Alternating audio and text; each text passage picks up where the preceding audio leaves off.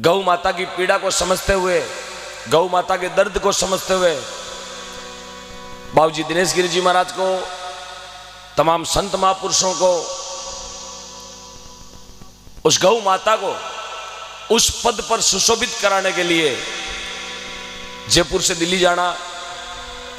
एक बार उन सभी संत महापुरुषों का ताली बजा के स्वागत करो जो गौ माता के लिए अब सब मिलकर प्रयत्न कर रहे हैं, जिसमें बाबूजी चंद्रमा दास जी का अथाक सहयोग, घर घर घूमकर, हर भक्त घर घूमकर अपने बीच में गौ सम्मान पत्र लेकर पहुंचे हैं। यह संतों की पीड़ा नहीं, हम सभी भारतवासियों की पीड़ा है कि गौ माता को राष्ट्र माता का दर्जा मिले, ताकि हमें यह जागरण करवाने की जरूरत नहीं पड़ेगी कभी भी किसी गौशाला में। यदि गौ माता को राष्ट्र माता का दर्जा मिल गया तो किसी भी गौशाला में जागरण करवाने की जरूरत नहीं पड़ेगी। भागवत कथा सिर्फ खुशी से करवाएंगे, प्रेम से करवाएंगे और गांव वाले सुनेंगे। 27 अप्रैल 2026 का दिन रखा गया है, हम सबके लिए बड़ा ही यादगार दिन है और इतिहास के पन्नों पर लिखा जाने वाला दिन है। 27 अप्रैल 2026 हम सभी मिलकर, हम सभी सनातनी भारतवासी जो गौ माता को मां मानते हैं, वो सभी भाइयों का फर्ज बनता है कि 27 अप्रैल 2026 को ठीक सुबह 11 बजे हर तहसील ब्लॉक स्तर पर जाकर एक प्रार्थना पत्र देंगे प्रधानमंत्री जी, राष्ट्रपति और मुख्यमंत्री जी के नाम, ताकि हमारी गौ माता को राजस्थान में राज्य माता का दर्जा मिले और केंद्र में गौ माता को राष्ट्र माता का दर्जा मिले। ये एक निमंत्रण पत्र लेकर अपने बीच में गुरुदेव श्री चंद्रमा दास जी महाराज पधारे हैं।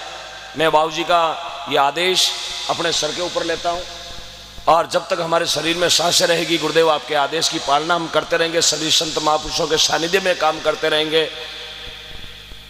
और बड़ा ही खुशी का दिन है,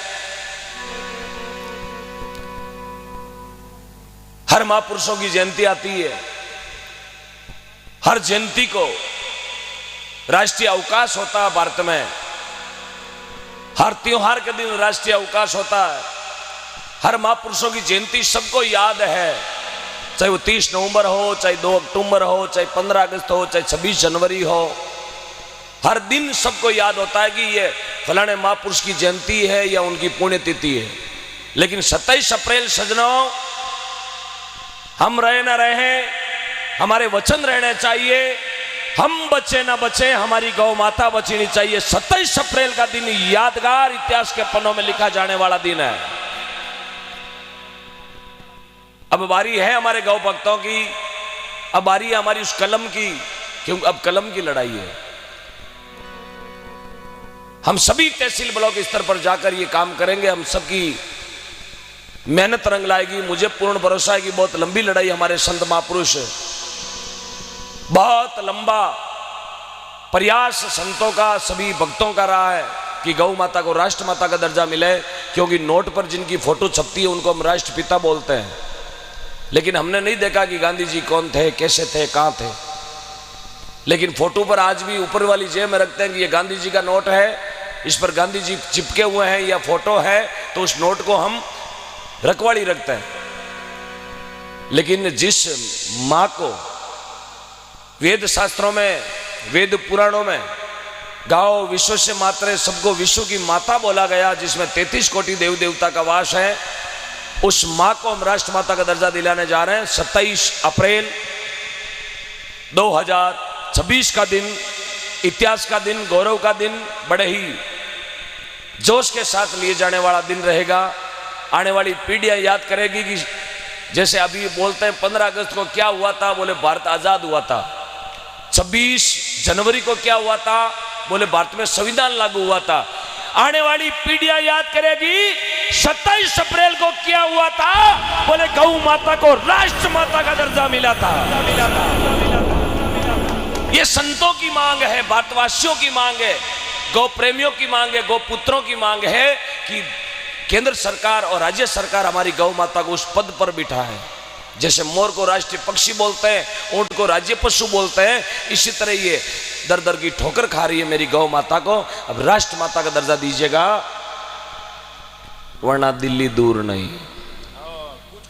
हाँ, इसलिए एक बेटा अपनी मां का हक मांग रहा है, इसलिए आप सबसे मेरा हाथ जोड़ के निवेदन है, जो लाइव देख रहे हैं उनसे भी निवेदन है, जो यहाँ बैठे हैं धरातल पर उनसे भी निवेदन है, श्याम बाबा वो साक्षी मानकर आप सबने ताली बजाइए उस आह्वान पर। एक संतों की मांग है, मैं जोड़ी फैला के ये मांग आपसे मांग रहा हूं कि हम सब मिलकर ये काम करेंगे, ऐसी मेरी पूर्ण प्रार्थना रहेगी आपसे।